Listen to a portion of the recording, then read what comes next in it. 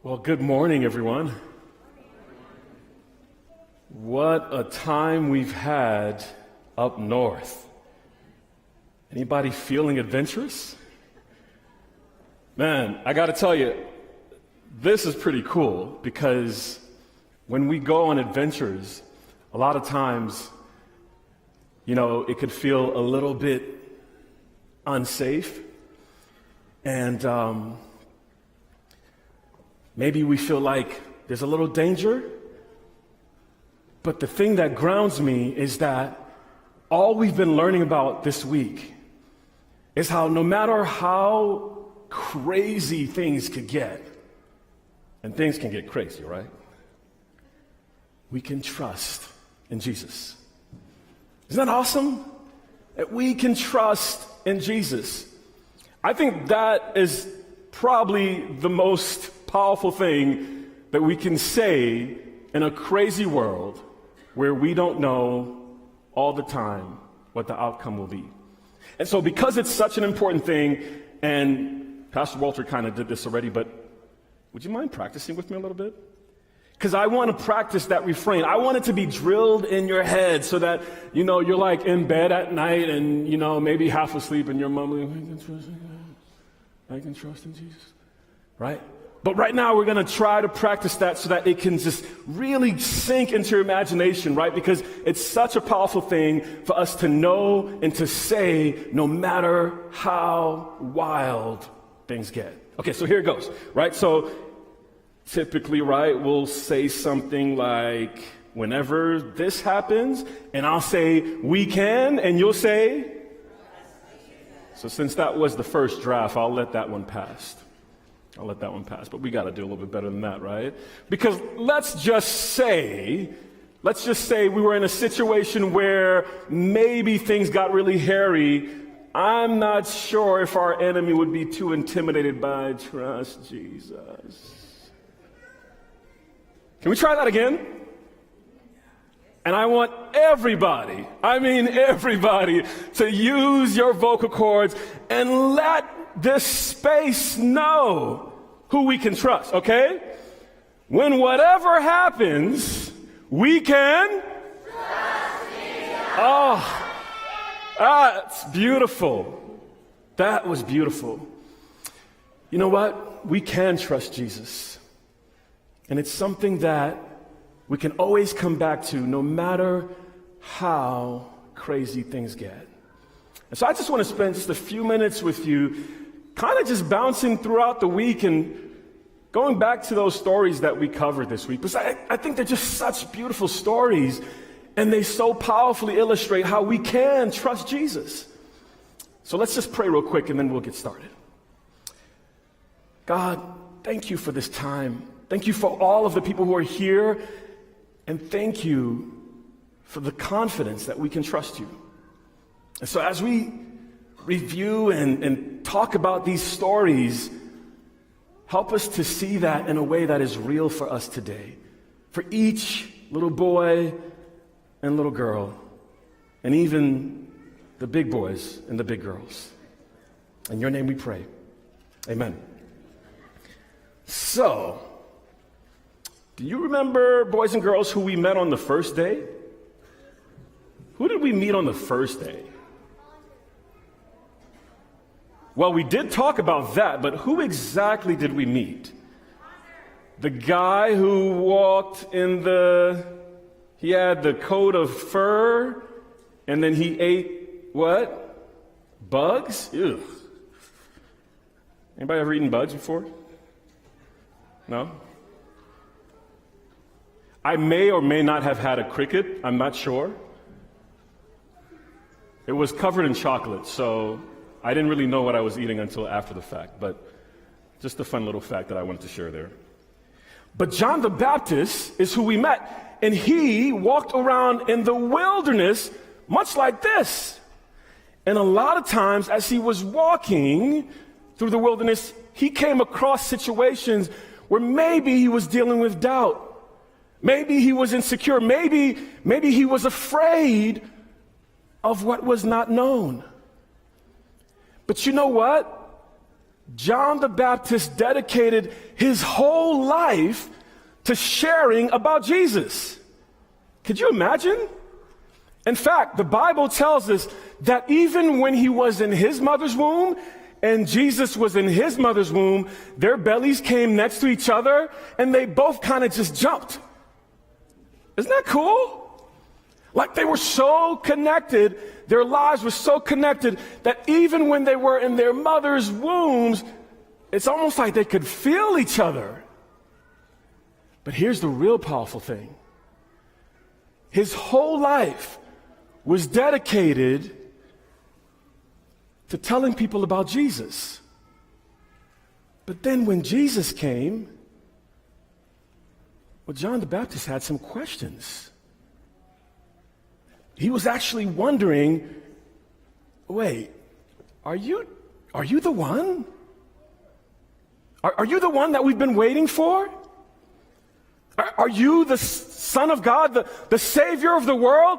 I mean, now looking back, we might read that story and go, John the Baptist, come on, man. Obviously, he's Jesus. Obviously, he's doing all the miracles. Come on, buddy. Come on. How many more clues do you need? But I think we're probably being a little too hard on John the Baptist. You see, because maybe we're not asking Jesus if he is who he really is, but maybe now the question is, well, Jesus, are you going to do what you said you're going to do? Are you going to take care of me when I'm hurt? Can I rely on you? What about when my grandmother died? Where were you then, Jesus? What about when that bad thing happened to my best friend? That didn't seem nice, Jesus. Are you still the one who has all the power? Hey, can I share something with you? Little boys and little girls and big boys and big girls. It's okay to question Jesus. I know, sometimes people tell you, no, you don't want to do that. That's almost like the unpardonable sin. Your head will fall off. Well, maybe not the head will fall off part, but it's okay to ask Jesus questions. In fact, even if you want to ask Jesus, are you who you really say you are? I got a secret to tell you. That question has an amazing ability to draw you closer to Jesus than further away. Yeah. So if you ever have any doubts about who Jesus is, you need to be like John the Baptist. You need to say, wait, who are you really?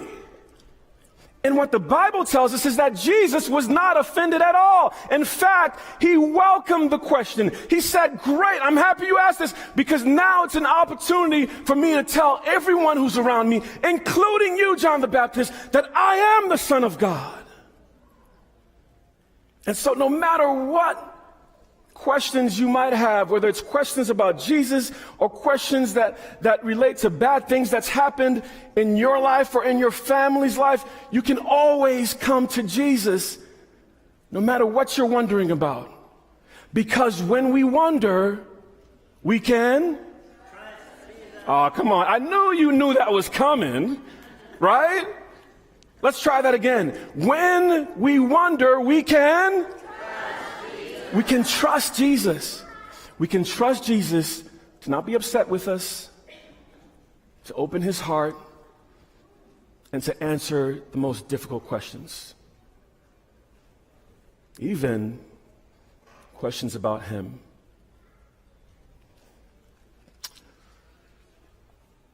The next day, well, we talked about what it feels like to be alone. I remember something that happened to me, when I was about your age, boys and girls. I was at a flea market with my dad. And, dads are great, but they have a way of sometimes being a little absent-minded. And as a dad, I'm saying this from experience. So for some reason, I kind of got away from my dad. And if you've ever been to a flea market, it's like a lot of people just walking around, right? So it's just a lot of chaos. And at that time, I was about, yay high. And so, just about everybody was taller than me. And at some point, the person who I thought was my dad was not my dad. And I was following him around for a good 5 minutes. And so before I knew it, I was in the middle of a bunch of people, and I felt alone.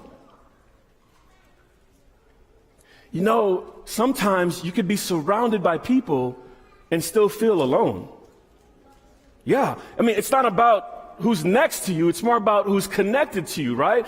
And so in that moment, I didn't feel connected to anybody.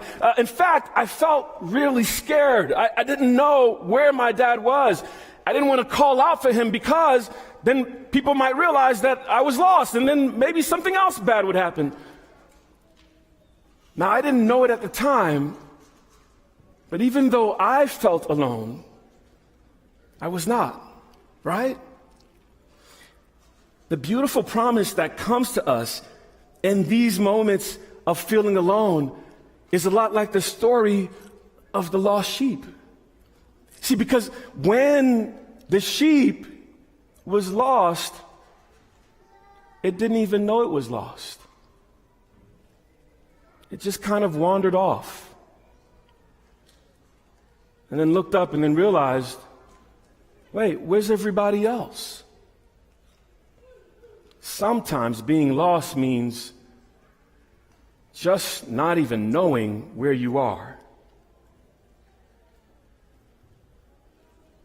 But the beautiful thing about this story is that even though the sheep did not know it was lost, Jesus knew that the sheep was lost. Or I should say the shepherd that's in the story, who symbolizes Jesus. But the point is, that shepherd went looking for the sheep just the same way my story went. Because you see what? I didn't even have to call out for my dad. Even though that I was scared and I didn't know what to do, I didn't know who was who and who I could trust. Before I knew it, a hand touched my shoulder and that familiar voice said, "Son, I'm right here." And boys and girls, I want you to know that no matter how lost and alone and afraid you feel, you can always trust that God will find you. That He will find you and He will tell you that you're not alone.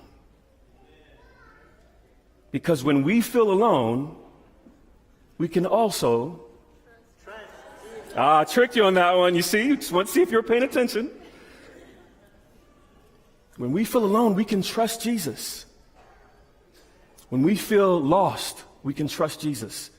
Because He has the map, not only to the universe, but to our hearts.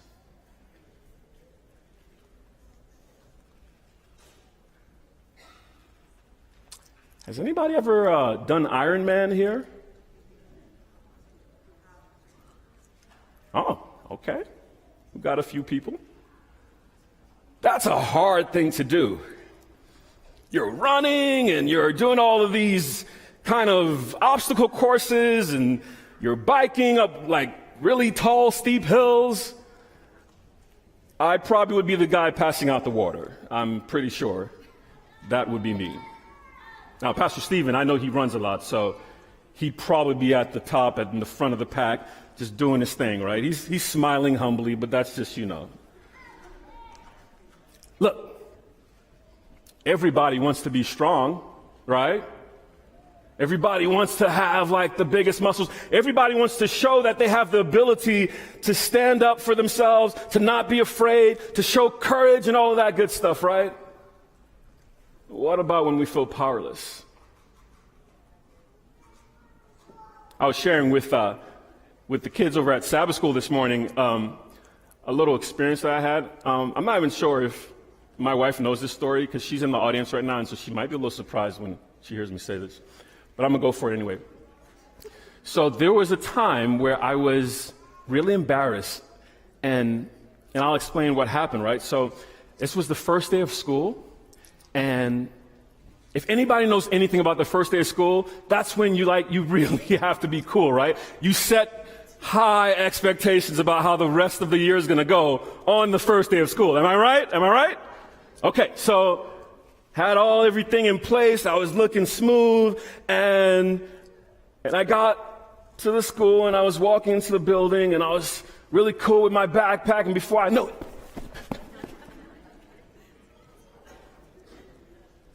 and here's the worst of it. This girl that I had a crush on was right there. I felt so embarrassed. I mean, literally all I wanted to do was crawl into a hole. Thank God the person that I'm married to now was not that person, because I'm not sure if she would have married me after seeing me trip like that. I mean, it was horrible. It was just the worst. Has anybody ever felt that way? Like you feel so powerless, so embarrassed, so weak. The Bible talks about a story where a Roman centurion comes to Jesus because he felt powerless. He felt weak. And he understood something about authority. He was somebody who was able to tell people what to do as well. He knew that if he said to one of his, soldiers, hey, go and get this, they would get up immediately and say, yes, sir, and then go and do it. But he had some really, really big faith, because even though he didn't see Jesus with an army of people behind him, he knew Jesus had authority. He knew Jesus could tell something, anything, anyone to do something, and guess what? It would happen. So when he had someone in his team who was sick, he said, Jesus, you don't even have to come. All you have to do is say the word. Man, talk about power. Talk about authority. It's almost as if at that time when I was walking into the school, and instead of tripping, I actually just started floating. Right? How cool would that have been, right? I mean, I definitely would have impressed the girl, that's for sure. But Jesus has the kind of power that erases our powerless moments, the times where we feel the weakest, where we're embarrassed. And when we feel powerless, we can. Good job. You're catching on. You're catching on. When we feel powerless, we can trust Jesus. Whether we're standing on our own 2 feet or laying in a hospital bed, we can trust Jesus. Whether we feel like the King of Kings and the Lord of Lords, or we feel like someone being crucified on the cross, we can trust Jesus. And talking about crucifixion, there was a time where Jesus was not in the picture anymore. Now, one thing you learn about studying the Bible, like I did for a few years, is that literally the whole first part of the Bible that we typically call the Old Testament, the whole part of it was pointing to one event. Like literally just one event, right? And then when Jesus comes in the flesh, he spends literally all of his ministry, which was about 3 years, talking about one event. And yet somehow, they still missed it. They still missed it completely. In fact, when Jesus died on the cross, the disciples were so devastated that they didn't even want to go to his tomb. They were sitting back at home just kind of mulling over how horrible this is, and the plans and the hopes and the dreams that they had were completely dashed. Everything that they had thought about being able to do because of Jesus, the kind of jobs they'd be able to get, the relationships they'd be able to form, all of that was completely dashed because Jesus was no more. Now, maybe it's a little too harsh to judge them for not reading the Bible correctly, because even the Bible tells us that it was somehow covered to some extent to protect the plan from the enemy of God. So it wasn't something that you could just easily pick up, but if you were looking for it, you would find it. And then, even if all of that is erased, Jesus himself told us that the time would come where he would die for us on the cross and he would rise again. But they were still hopeless. They felt sad. I don't know about you, but the worst possible time in anyone's life is when they have no hope. And I want to talk about something here, little boys and girls, because it's a real thing that happens in life today, where that some people, when they can get to that point where they feel hopeless, they might even feel like they want to end everything. I hope that if you're ever dealing with something like that, that you don't see it as the end.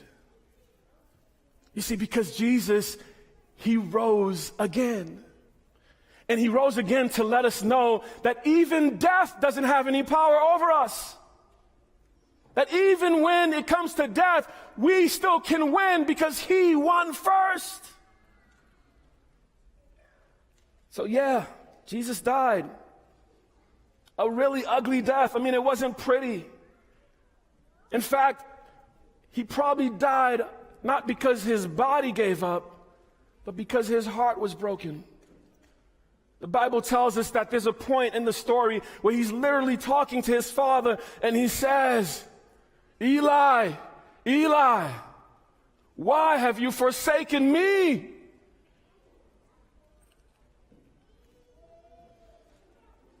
That's like my sons or my daughters saying to my wife, who they've known and been a part of all of their lives, literally from inception. That's like them coming to her and saying, why have you forsaken me, Mom? The kind of connection that Jesus had with the Father is no small thing. And yet he had hope too. Because if he didn't have hope, he would not have gone on the cross for you and for me. But he went on that cross knowing that one day, all of us could be with him again. You know, that's the hope that we live for. There's this great song. It's in our Adventist tradition. I always love singing it because it really has this powerful lyric in it where it says, we have this hope that burns within our heart. And what's that hope? It's hope in Jesus' coming. It's hope that all of this that we're doing, coming here every Sabbath, sharing the good news, praying with each other, lifting each other up, it's not for nothing. It's hope in Jesus.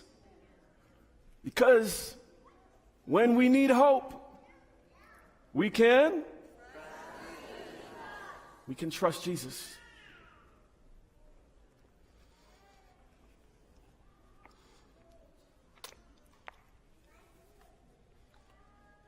And then we come to the fifth day, which I'm so grateful ended with this note, because it's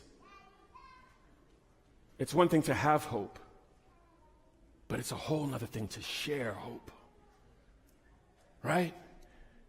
And sharing hope means that there are people that God has brought into your life that God is asking you to talk to, that God is inviting you to say something hopeful to let them know that they don't have to give up, that they don't have to be afraid, they don't have to feel like it's all over, that they can continue to hope. The story of yesterday, I guess, was the story of how the Holy Spirit comes to all of us, even you, boys and girls, to be a part of this great hope, to share the story that Jesus has risen and he will come again.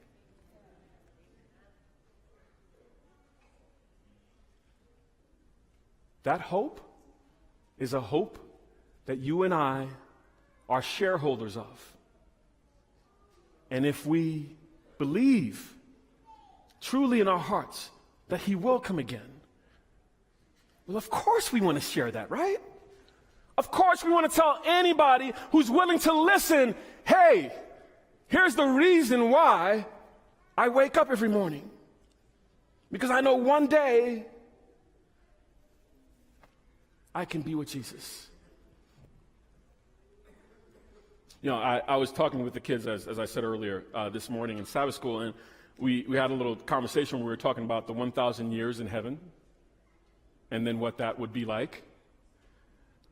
I'll be honest with you, when I was probably around their age, and I would say, you know, kind of engage this conversation, I'd say stuff like, and, you know, this was before Jesus, I guess, but infinite channels on the TV. Anybody have anything like that one? Come on, be honest. It's okay. It's all right. What's your version of the 1,000 years? Anybody? What'd you say? Flying. Somebody actually said that. Yeah, flying. Now, I know what you're going to say, Ethan, because what your answer was actually the core answer.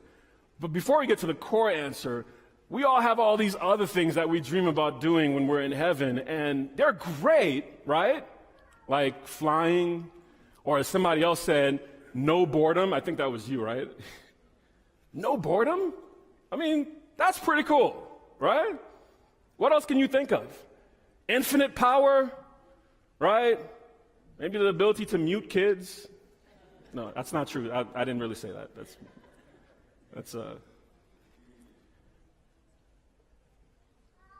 But Ethan said something. Is that what you were going to say, Ethan?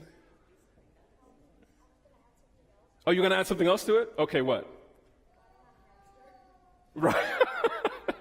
Riding on a hamster. Now, I know you have a pet hamster, Ethan, so maybe that hamster can get a little bigger. I don't know. Maybe we could work that out. Who knows?